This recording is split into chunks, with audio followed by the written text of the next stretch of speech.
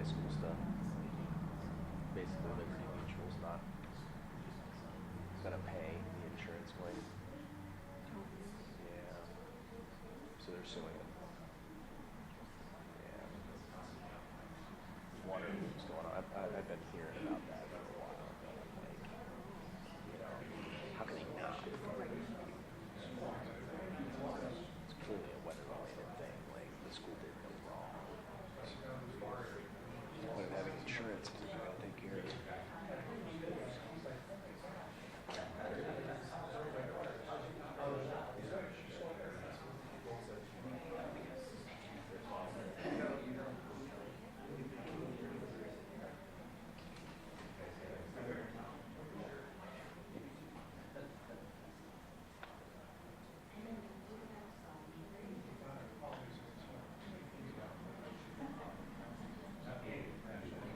You got a live on this? You guys be live after this? At noon. Which, it's okay. But I would imagine we're waiting on DeWine to get here.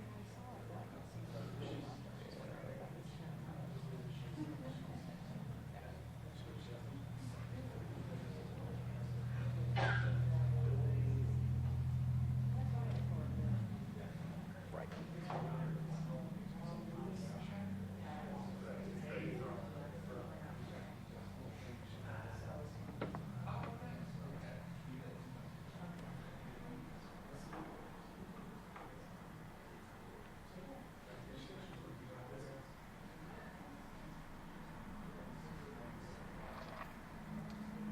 Were you told editing is going to cut this? Okay. No one communicates with me, so it's like I'm trying to, figure out what's going on.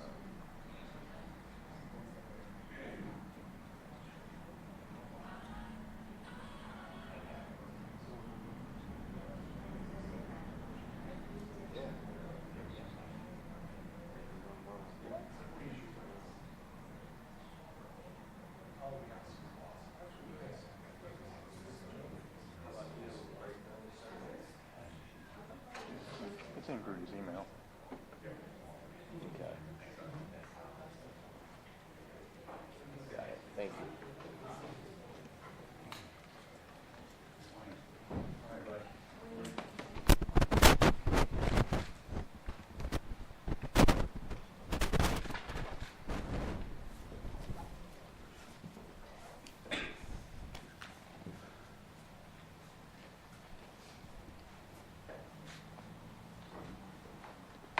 We have a large group here this morning. Yeah.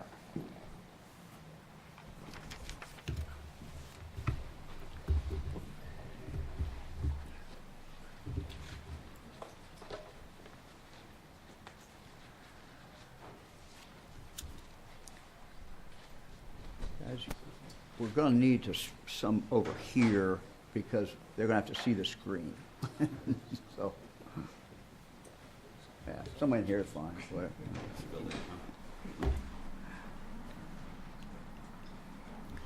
Well, good morning, everyone.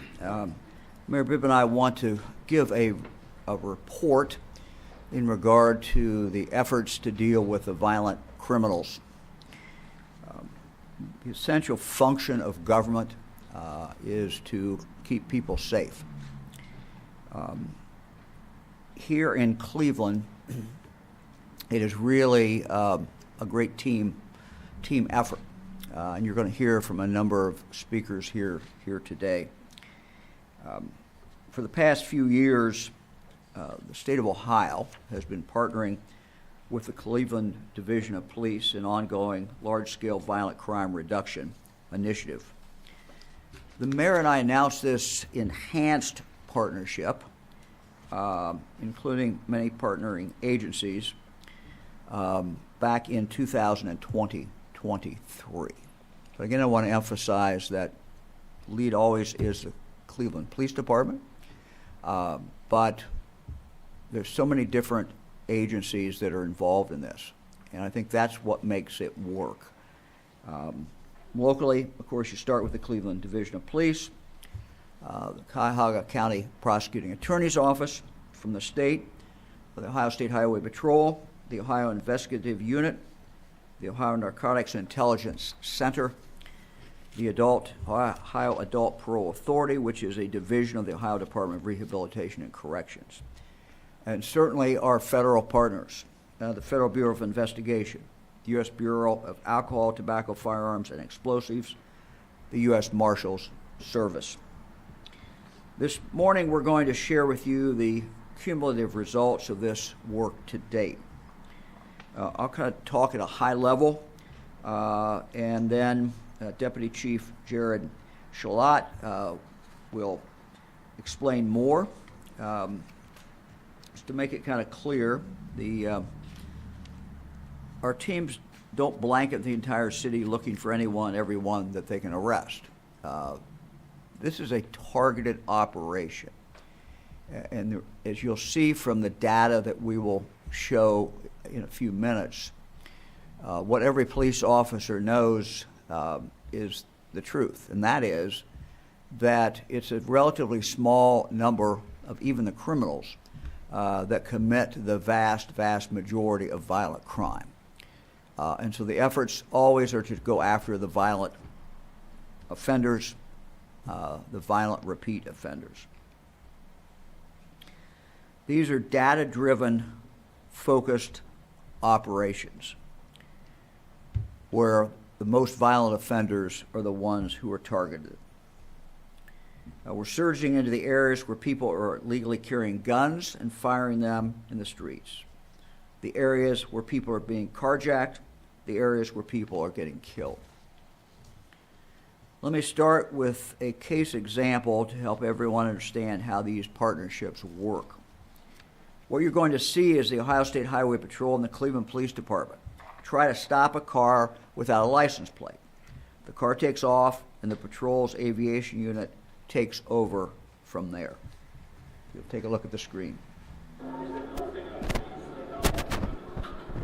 still running wrong direction travel, Woodland, passing 84th eastbound at this time. You can back off, Chopper does have it. And he is going to go through, he's jumping up on the sidewalk. He's actually caught up in traffic here, stand by. Driver's door's open, looking for a foot bail here. We got 1, 2 out on foot. This attempted carjacking. They're walking up to a Cadillac SUV right now, trying to break in. Might be a firearm. Looks like there might be a firearm that the driver's using. So black male, skinny, gray shorts, and a black do-rag. He's got a gun with him, just be advised. Just dropped the cell phone. Might be a firearm. There might be a firearm that the driver's using. Black male, skinny, gray shorts.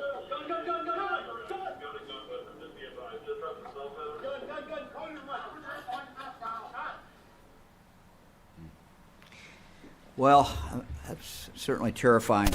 Imagine someone with a gun trying to get in the car with you while you're sitting there. Just very scary. 2 arrests came out of this specific case, but overall, the combined work of everyone here today has led to more than 1,400 felony arrests since July 2023. 1,400 felony arrests since July 2023. The 1,400 felony arrests are all from the focused operations that we're talking about. They're all arrests for serious crimes. People want on warrants for things like murder, shootings, drive-bys, as well as those arrested after they were caught committing serious crimes, like what you saw in the video that we just showed you. By the way, the 2 who were arrested in that particular case were illegally possessing a gun that was modified to be fully automatic. That's what we're finding time and time again. People are carrying guns when the law says they can't. But these are people who don't care about the law, and many are repeat offenders who commit crimes over and over again. Now, we want to share with you some data. This is newly compiled data from the Ohio Department of Public Safety, spanning a period from 1974 to 2023. This reaffirms what we've been saying for years. It is a small group of people responsible for most of the violent crime in the state of Ohio. Again, the data I'm showing you now is not specific to Cleveland. It is statewide data. Make that very clear. This is statewide data that we're showing. The latest numbers show that less than 1% of Ohio's adult population was arrested for a violent crime or weapons offense in any given year. Most of them are repeat offenders. Let's look at the violent crime arrests. Take a look at the chart. The analysis found that 69% of individuals arrested for a violent crime between 1974 and 2023 had been arrested more than once. But now look at this. When we drill down on the numbers even further. When you pull out the repeat offenders arrested 5 times or more, they constitute a third of all arrests. If you look at the numbers, we go back. If you look at the statewide numbers, these are violent crimes, people arrested for violent crimes. 33% of them already had 5 or more arrests. 2 to 4 of them, 2, 3, or 4, isn't basically another third, 36%. And the first arrest was 31%.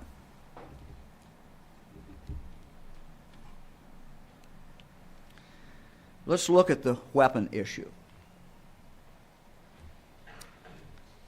These are people arrested specifically on weapons charges between 1974 and 2023, 74 to 23. When we're looking just at weapon offenses, 80% of people arrested are repeat offenders. 81% of people arrested are repeat offenders. They've been arrested 2 times or more. Now, when we go down even further, let's look at those arrested 5 times or more. If you take a look at that, 5 times or more, half of them were arrested 5 times or more. These to me are shocking figures, but of no surprise, frankly, to anybody in law enforcement up here who deal with this every single day. Weapons offenses, the same as violent offenses, time and time again, it's the same people.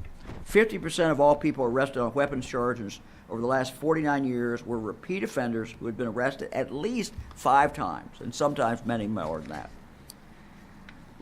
This leads into the next major data point, which is related to firearms. Since the launch of this partnership in 2023, the local, state, and federal teams, again, I'll emphasize the cooperative nature of all of this, everyone working together. And I just came from a briefing, about an hour's briefing, talking about how that combined effort is making all the difference in the world. So this partnership between the local, state, and federal teams, these teams have confiscated more than 1,000 guns since 2023, 1,000 guns that were in the hands of those who were prohibited by law from carrying them. These are all guns that are now off the streets and can't be used to hurt anyone ever again. Now let me give you some examples of guns seized by our Ohio Investigative Unit during missions with Cleveland Police Department. The Ohio Investigation Unit enforces Ohio's liquor laws and can make arrests anywhere that liquor is sold. These 3 guns were seized from a convicted violent offender this year at a Cleveland gas station. Because of his previous record, the suspect was prohibited from carrying a weapon, yet he had 3. What's great about ballistic evidence is the shell casings can be run through the National Integrated Ballistic Information Network, or NIBIN, to be compared to casings from guns used during other crimes. In this case, NIBIN connected the large firearm in the photo to a murder that happened just 5 days earlier. That connection is considered new evidence that law enforcement can use in their investigation into that earlier homicide. Another case. This is one of 3 guns that were confiscated from 3 juveniles at a Cleveland liquor store. Obviously, kids are not allowed to possess guns, nor are they allowed to buy liquor. This gun was linked through NIBIN to several shootings in the Cleveland area, including a homicide. Charges have been filed in both of these cases, and the investigation remains ongoing. Now, in a moment, I'm going to turn it over to Mayor Bibb, but I want to also mention the work of our Ohio Adult Parole Authority and the Ohio Narcotics Intelligence Center. The Ohio Narcotics Intelligence Center is something we created after I became governor. Both of these state agencies are also supporting these missions. ONIC gathers intelligence on wanted suspects, and the Adult Parole Authority focuses on offenders who've been released from prison but have violated the terms of their post-release control. I also want to stress that crime isn't just a problem in Cleveland. The big data that we showed, of course, is statewide. Partnerships like this are not unique to Cleveland alone. We know that state, local, and federal collaboration works, which is why we're doing similar initiatives in other cities across the state of Ohio. Teams are sharing resources, sharing intelligence, and sharing manpower to take criminals off the street so residents can feel safe and comfortable in their own neighborhoods. And frankly, that's what it's all about. People have a right to feel safe in the neighborhoods where they live. They have every right to do that. Violent criminals should be on notice. We have no plans to scale back these focused enforcement operations.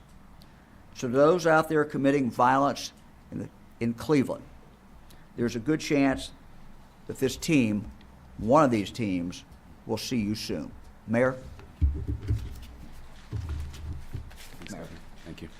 Thank you so much, Governor. In July of 2023, our city experienced a mass shooting in the Warehouse District. And one of the first calls I got was from Governor DeWine, and his question was very simple: how can I help? How can I help? And since then, we've been working very closely with the governor, the state, and federal law enforcement on deepening these partnerships. It's a key pillar of our RISE initiative, raising investment and safety for everyone. And this partnership is a key example of what collaboration is all about. As I've often said, public safety is a group project. The men and women of our police department can't do it alone. Federal law enforcement has played a critical role, and state law enforcement has played a great role as well, too, as well as the county and the prosecutor. So I want to just thank all of them for their support. Because of this partnership, because of this intentional collaboration, we've gotten thousands of illegal guns off our streets. We've made hundreds of felony arrests. We've beefed up traffic enforcement in hotspots across the city. And so I want the residents of Cleveland to know that we are not going to spare any expense to keep our city safe. And you have thoughtful partners from the governor to federal law enforcement to county law enforcement, all working together to make sure Cleveland can be a safer city for the hardworking residents of our community.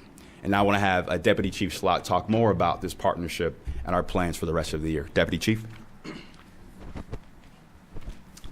Thank you, Mayor. First, I just want to express Chief Todd's apologies. Unfortunately, it's cold and flu season, and it gets the best of us sometimes, so I'm here on her behalf. First, I would like to start by thanking Governor DeWine, Mayor Bibb, for their continued support as we work collaboratively to make our city safer. The partnerships we have built are not occasional, they're not symbolic. They're active, ongoing, and mission-driven. Enforcing the law in our community is complex work. The men and women involved in our violent crime initiatives face challenging and often dangerous investigations. Our partnerships with federal, state, and local agencies, along with access to advanced technology and shared resources, have been critical in driving results we share today. Since 2023, we have seized large quantities of illegal drugs, recovered stolen vehicles, and arrested dangerous offenders who threaten our neighborhoods. To briefly highlight one recent example, during a violent crime reduction detail on May 27, 2025, members of the Safe Streets Gang Task Force responded to a felonious assault shooting in our 2nd District. With the support of the Crime Intelligence Center, CJIC, the Gang Impact Unit, and our Aviation Unit, officers located and confirmed the suspect vehicle in the area. They engaged the vehicle, and an armed suspect fled on foot with a Draco pursuit. His stolen firearm, an auto switch making an automatic firearm, and the suspect vehicle were recovered as evidence. Examples where our partnerships have made a measurable impact. Since 2023, this initiative has resulted in the seizure of over 1,000 firearms, many connected to crimes or in possession of individuals who should not. Of follow-up investigations. In the most recent initiative alone, Northern Harvest, officers seized 39 firearms today. Proud of leading the men and women in our division for this great city. We remain deeply grateful for the dedication of our officers, our partnerships with local, state, federal agencies, our continued support from our administration in the mayor's office and city council and the safety committee. And I also want to thank our media partners. Thank you for continuing supporting us and driving home our message of a unified front in law enforcement and violent crime reduction. Thank you. Together, we're making Cleveland a safer place for everybody, citizens and visitors. I'd like to kick it now to Director Wilson. Thank you. I'm Andy Wilson, Director of the Ohio Department of Public Safety. I'm going to direct my comments today to three different groups. The first group really is to the men and women of law enforcement who are putting on their uniform every day and going out into the streets to protect our friends, our families, and our communities. Man, listen, thank you. Thank you for what you do every day. What you do truly matters. It truly matters to the people you do it for. And the bottom line is, man, we need you. We need you out there. I know it's thankless, it's incredibly dangerous, but if it weren't for you, chaos would reign. So thank you for what you're willing to do every day. The second group that I want to address is the people who live here in Cleveland. So look, we need your help. We need your help, man. When violence is happening in your neighborhood, stand up. Stand up and help the detectives who are investigating. Stand up and say no more. We are not going to take this as a neighborhood. We will not allow these violent criminals to rule our streets, and work hand in hand with our law enforcement officials to make your community a safer place. And finally, the third group that I want to address is to the law enforcement executives and to really our citizen city council members and our citizen government leaders. We have to create a culture and an environment in our law enforcement agencies where the men and women that we trust to protect us are empowered to do their job. We have to allow them to be proactive in getting that small number of violent criminals off the street. We know who they are. We have to be proactive in going out and getting them. If we're only reactive, it's too late. The only thing that works in really calming down violence and making our communities safe is pressure and proactivity. And as a leader in law enforcement, it's your job to create an environment where your folks are empowered to do that. So thank you. Again, thank you for everything that you all do. At this point, I'm going to turn it over to Acting Special Agent in charge of the ATF, John Smurglia.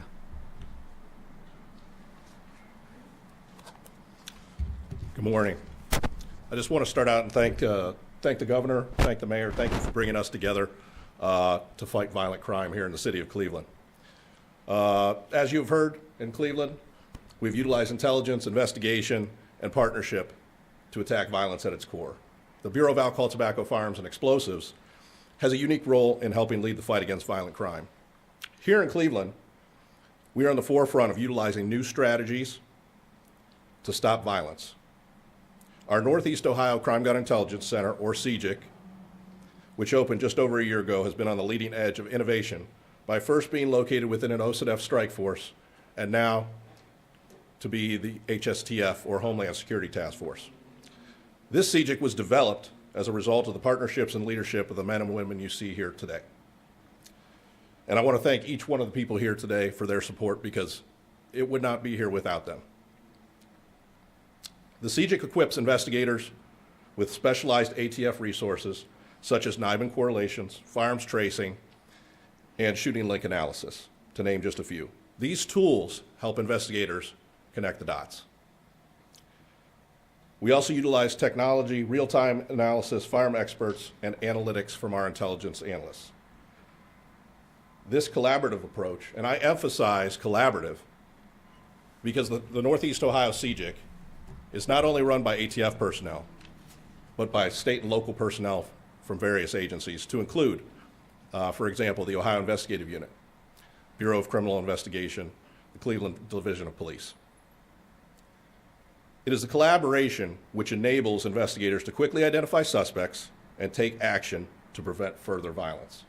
Now, just to give you a couple quick stats, for October 2025, which is encompassed in this violent crime initiative that we're talking about today, there were a total of 560 acquisitions in Cuyahoga County. That includes casings and firearms. As a result of these acquisitions, there were 85 leads provided to investigators to go out and try and solve. And there were a total of 341 firearms test fired for purposes of NIBIN entry. If you think about that number, it's significant. That's 341 firearms that are going somewhere they're not supposed to, or used in something they're not supposed to be.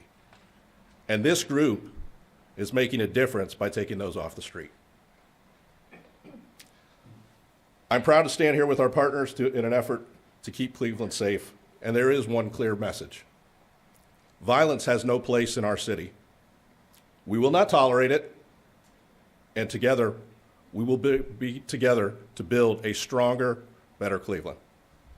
And now, I'd like to turn it over to Special Agent in charge of the Federal Bureau of Investigations, Gregory Nelson.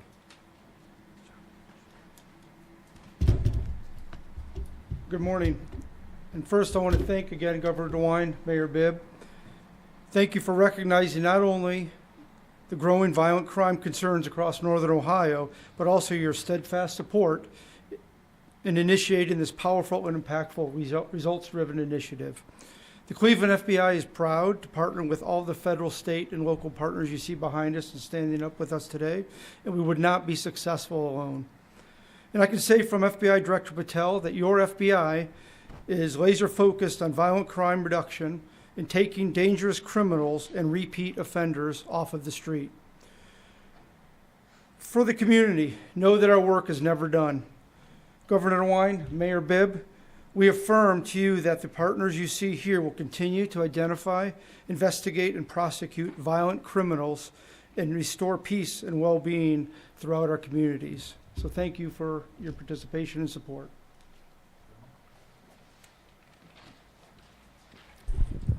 Good morning. First of all, I'd like to thank the governor for all of his support over these last 7 years in office, as well as Mayor Bibb. To the Cleveland media that is here, when you see that video, probably doesn't come as a surprise, because it's the kind of thing that we see far too often within our community: violent, senseless crime. And I just want to thank, as everybody in this room knows, Cuyahoga County is a very unusual animal. We have 60-plus communities. We have 90-plus law enforcement agencies that work hand in hand. And I want to thank all of our partners for helping us, along with the leadership of both Governor DeWine and Mayor Bibb, to try to bring this problem to a close. And again, I just want to thank them. We all see what goes on in our community, and it's only through partnership and our community at large that we can put this nonsense to an end. We see it far too often. And again, it's about people getting involved. And I want to thank all of our law enforcement partners. I want to give a shout out to Judge Oliver. Please end the consent decree and let the Cleveland police be police. And again, I just want to thank everyone for being here, and we will continue to work hard to keep our community safe. Thank you. All right. We're happy to take any questions. Governor DeWine, Cuyahoga County Sheriff's Department has been patrolling Cleveland streets since 2023. There have been three deaths, out of chases, out of traffic violations with those deputies involved. Had you been made aware of these chases, and should Cuyahoga County Sheriff's Department continue patrolling the streets? They were brought in, Mayor Bibb said about the mass shooting, they were brought in shortly after that. Well, first of all, yes, I'm aware of that. You know, the decision whether the sheriff is in the city is not my decision. That's the city's decision. That's the county's decision. You know, I do have thoughts in general, not in specific, because every chase is fact specific. You know, we have to be careful. And there's protocols. There's a standard protocol that's accepted in law enforcement. You know, whatever that protocol is, I think should be followed. You know, we have a statewide protocol. It's not binding on anybody, but it is best practices. And I would just say, you know, if you're dealing with a high-speed chase, you know, following that correct protocol, I think, is important. Now, the situation you saw here did not involve that.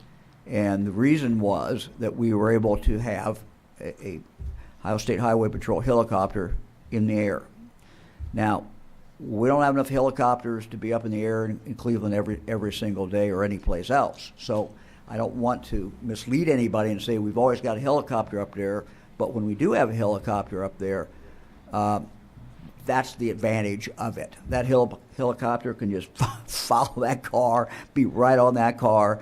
I've been up in these helicopters. I've done it here in Cleveland, and it's amazing what you can see through that camera.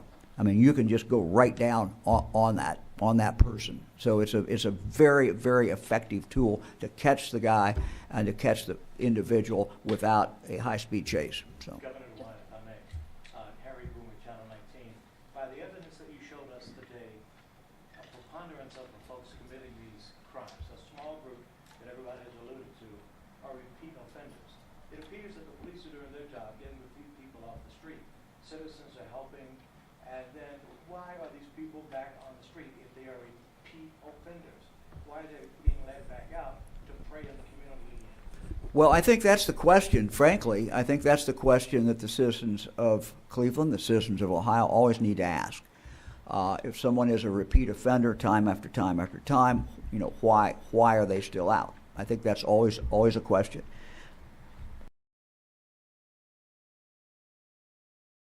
A lot of players. It depends on people who are up here. You know, you got to have the police do their job. You got the prosecutors do their job. You got the courts do their job as well. So again, I would just, you know, urge our courts. I don't want to make any blanket comments. I have a great deal of respect for our judges, but you know, each case has to be looked at, and I think that we all have an obligation to make sure. Those in the criminal justice system have an obligation to make sure the judge knows what that record is of that individual before the judge sets bond and before the judge makes a decision, maybe in sentencing. You know, giving the judge all the facts is important. Then ultimately that judge has to make that decision. But when you see statistics like this, it just confirms, frankly, what everybody up here already knows, and every law enforcement officer knows. It is repeat violent offenders who are committing most of the violent crime, and we have to target them and go after them. Governor. For the governor and the mayor, have the two of you had conversations about the possibility of, or how you would react if the president wanted to send the National Guard into Cleveland, and what is your plan for handling that? Well, let me start. What we're talking about today is the best way to deal with crime, and it's the best way to deal with violent crime. I always feel that you should deploy the asset that is the most appropriate for whatever the problem is. So in the past, Several of our cities in Ohio asked me to deploy the National Guard when we were having a tough summer, and there was disturbances and concerns about that. We deployed the Guard. So I'm not hesitant to do that. When I'm asked by a mayor, that's a very, very serious request, and I take it very, very seriously. We deploy the Guard. Just look at the whole picture. During the pandemic, we had the Guard giving shots. We had members of the Guard who were going out and volunteering or working at food banks because all the volunteers couldn't go out. So the Guard can do many, many things. They're an amazing group for logistics, getting something done, something from one place to another, all of those things. When we're dealing with violent criminals, the best resource is the resources you see up here. These, and it's, again, I want to stress it, it is the federal government, it's the state government, it is the county, it is the city, all of those the most effective tool. So when I became governor, my background started as a county prosecuting attorney. I was attorney general for 8 years. I asked Andy. We are a local government state. We have over 900 police departments around the state of Ohio. We respect that. They're the ones who are in charge, but the state can be more of help than we have been in the past. And so when I became governor, we started looking at how can we be more helpful. And we came up with this idea that we can take 3 or 4 of our agents and put them into a city at the request of the mayor and surge in there for targeted, very specific programs, not just out patrolling every day, but literally working with the Cleveland Police Department in this case. And it has worked. Now, do we still have violent crime? Yes, we do, but this action is bringing about some very, very good results and getting some bad people off the streets. You have to get the violent repeat offenders off the streets. You have to lock them up, and you have to keep them locked up. Governor, as you guys know, let the mayor answer that. The governor and I are 100% aligned on this issue, Nick. And the answer is what you see behind us on this podium here. These partnerships are a force multiplier to keep our streets safe and secure. And so I want more investments in the FBI. I want more investments in U.S. Marshal. I want more investments in the ATF and DEA to get violent offenders off our street, to get illegal guns off our streets. The National Guard, in my opinion, is not the solution.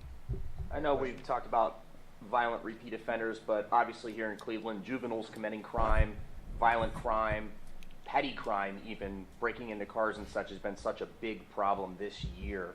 DeWine, I know you're focused on the youth. You love to make sure that they're set up for success, but often these kids are turning to the streets into crime. How do we stop this from happening? Yeah, well, there's no easy answer to that. If there was, all of us would have dealt with it by now. Let me just say this: what we see in Cleveland is not unique. We're seeing it in cities across the state and cities across the country. Law enforcement will tell you when you talk to them, and prosecutors will tell you that the violent offenders are getting younger and younger. It's a tragic thing. It's a very scary thing. The victims are generally also juveniles. So you have a 16-year-old killed by a 17-year-old, a 15-year-old killed by a 17-year-old. So look, we have to deal with this from a law enforcement point of view. We have to go after them. We have to lock them up. We also, at the same time, obviously have to do other things to provide better education, focus on education. We got to focus on reading. We got to all of these things we have to do. We have to make sure that young people have boys club, girls club. They have something to do after school, etc. You have to do all the above, and so it's not this way or that way. You have to do it all, and have to also accept though that even when you're trying to do it all, that there's still some that you're still seeing 15, 16, 17-year-olds, and sometimes as low as 12 or 13. So yes, it is. We're in a different period of time in our history, and that's not a good situation. Governor, what would you be willing to do at the state level to keep guns out of people's hands in the first place? There's so many guns being taken off the streets. You mentioned Well, young thank you criminals. for the question. Thank you for the question. We have a law in the state of Ohio, as most states do, and the federal government does, and it says that certain people are not allowed to have guns. So if you're convicted of a violent offense in the state of Ohio, you lose your right, your constitutional right, to have a gun. You don't have that right anymore. The federal government also has a similar law. The difference between the federal government's law and the state law is the federal government has some teeth in it. It is much tougher. If you are found in possession of a gun and you're charged by the U.S. attorney and taken into federal court, you can spend a long time in prison. In Ohio, we do not have that tough a law. So the legislature can change that. And I'm again asking the state legislature to pass a law that would mirror the federal law so that prosecutors will have that tool so that they can file that case and have that person locked up for a long period of time. The truth is that these violent offenders almost always have a gun. Almost always have a gun. So if you make a traffic stop or if you make a legal stop, then, and you find that person, if you're a police officer, you find that person has a gun, you can charge them. But there's only so many of these cases the U.S. attorney can take. We need to free our prosecutors and free our police to charge under a more enhanced state law that would lock these people up and keep them locked up for a long period of time. Governor, again, kudos to the police and to the citizens of the city of Cleveland. You talked about 1,000 guns having been taken off the streets here in Cleveland recently, over the last years or so. What's happening to those guns? I hear that those guns are finding their ways back on the streets. I've been covering news in this town for 35 years. I used to cover going over to LTV steel and watching them being melted down so they could not be used again. What's happening to the guns? I'm going to ask the assistant chief to take that one or somebody in law enforcement to take it. Please give us something definitive. That's a very good question, sir, and I appreciate you asking it. We currently, we are not releasing these guns that are involved with the crimes unless ordered to by the court. We have them in our evidence, and we are working through the process of destroying them through multiple ways, whether it's going to the steel mill, whether it's grinding them and destructing them so they cannot be operable anymore. But as far as the guns that we seize with these, once they're released from the courts and we get signed off from the judge, we do destroy the firearms. Looking at the sample sizes that you showed, it's almost a period of 50 years to a period of just over a year. Obviously, you can't draw too many connections to that, but it seems to be impactful. That's your message here today. Is this partnership going to be extended, funded here for the future, for years to come? Yeah, I mean, we fund this in the state does, under my administration. We fund it in different ways. The briefing we just had, as I said, some of the people who are involved in that are funded partially or totally. It takes a cooperative effort, but it takes everybody on board. And so, we're going to continue, as long as I'm governor, we're going to continue to do that. State's going to try to play its role. The local county will, the city will, and the federal government will. Everybody has to be on board. Speaking of that, this is your last term. What's going to happen when we have? Thank you for reminding me that. What happens next? Is this going to continue? Well, look, whoever is the next governor, I think it's important that the next governor understand that basic fact. You have to go after the repeat violent offenders, and you have to lock them up, and you have to keep them locked up. It is really simple to say. Sometimes it's not as easy to carry out. But, I hope the next governor, whoever that next governor is, understands that. So for the next 14 months and so many days, this governor will continue to do that. Question for the mayor. You're making a switch from shot spotter to block safety. Could you explain why that was on the ShotSpotter study, whether it's working. Yeah, well, I believe this gunshot detection technology is paramount to the work we're doing to keep our streets safe in Cleveland. It's saved countless lives. It's helped us recover a lot of illegal guns. We were at the strike force earlier talking about the fact that because of this technology, we have a 80% homicide solve rate right now, and the national average is what, 50%? 64%. And so it's paying dividends. And we're going to make the case on why this new gunshot detection technology, as well as license plate readers, our real-time crime center, more cameras, all this technology gives us more intelligence, gives us more data to keep our streets safe. And we're making the case to Councilman Polensek on the importance of these investments moving forward.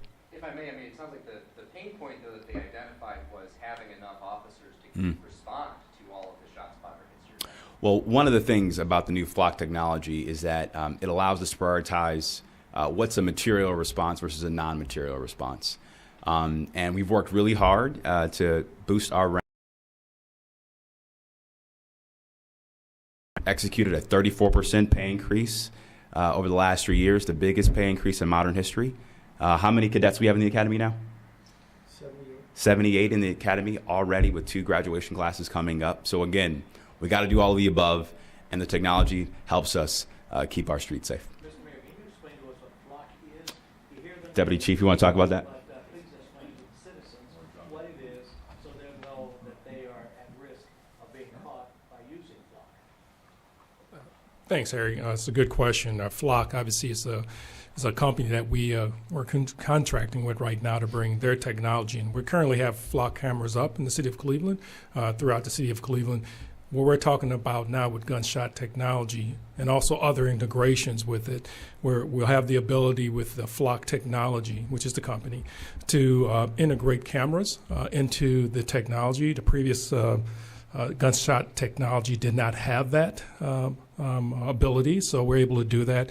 Also, with the Flock technology, we'll have the ability to detect street takeovers. When folks are in the middle of intersections with their vehicles, with this new technology, we'll be able to hear that, have cameras actually go to that particular area. So we'll have real-time information for our officers that are responding to those particular calls. And also, this particular technology also gives us the ability to detect accidents in intersections and so forth. So it's a great technology. We'll give our officers real-time intelligence and data to respond to those incidents, again, in real time. Mayor Bibb. Give an example. This week, Harry, we had that Ray Sean Reese case where that woman at 25th in Detroit was attacked, attempted to be kidnapped. You think about that. It happened at 5 o'clock in the morning. By 9 a.m., the Cleveland police were at his house arresting him. And it's because of the technology that currently exists, the cameras, the LPRs, where 20 years ago, God only knows when that crime would have been solved. And he was a repeat violent sexual predator. Within hours, CPD was knocking at his door, arrested, and we found the box cutter that he slashed her up with in the front seat of his vehicle with her DNA on it. So it is that type of technology. We had a similar one on Lakewood Heights Boulevard a few years ago. There was a violent homicide. LPR reader, car comes through it. It's a stolen car. That individual was pulled over. The stolen information that was in that car led us to a house on Lakewood Heights Boulevard. They went to the house on Lakewood Heights Boulevard and they found somebody deceased, murdered in the garage, all because of technology. Stuff that we wouldn't have had 10 years ago, 20 years ago. And it's making law enforcement's job, first of all, much quicker, but also the results are such that they're irrefutable. So it's a great investment. Mayor Bibb, a county sheriff deputy recently spoke at county council saying that Cleveland police are under restrictions, meaning the consent decree, and this is why they do what they do.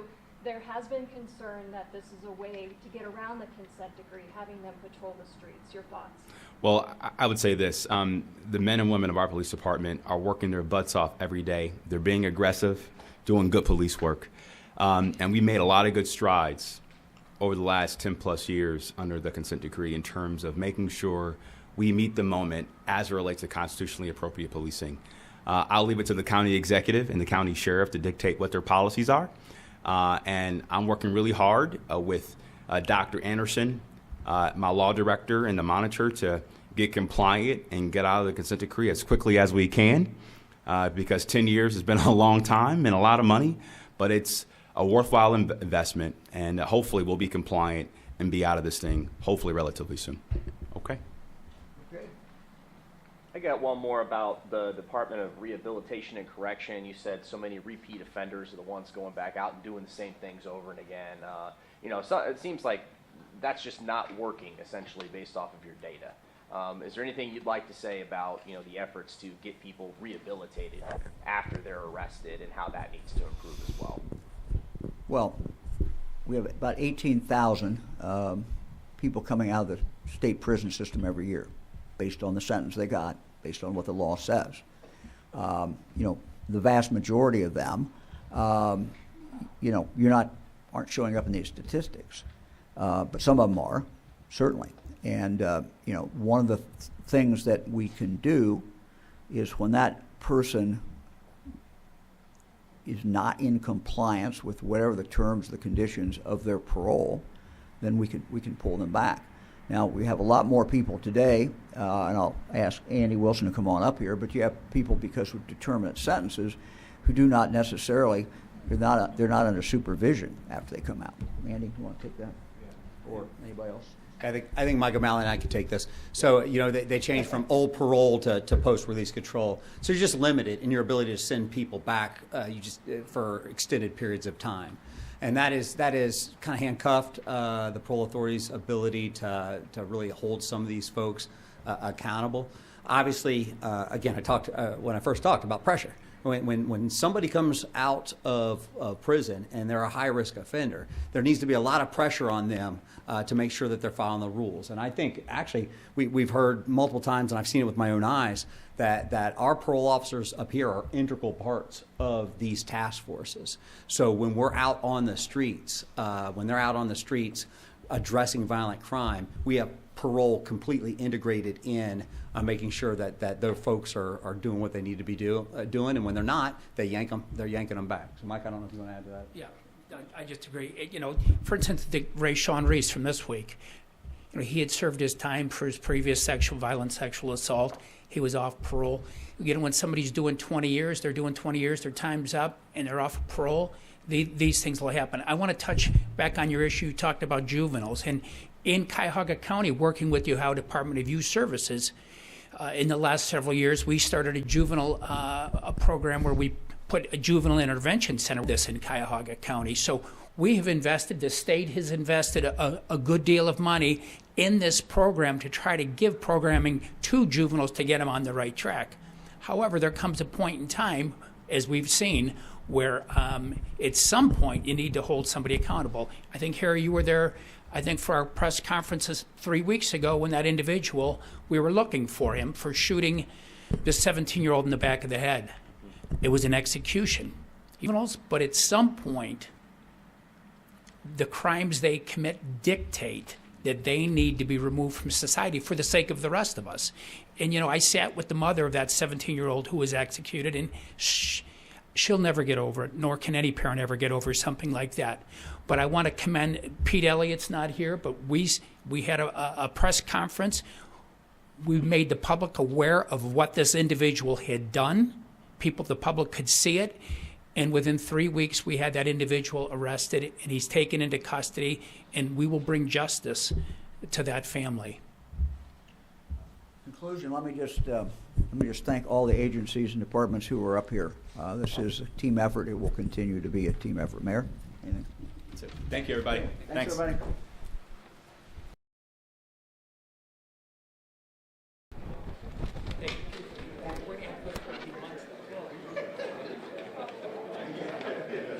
You have 15 minutes.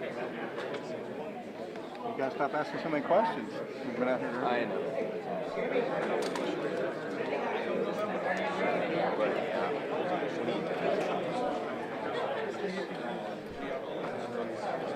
gonna have to go out side, obviously, I'd say.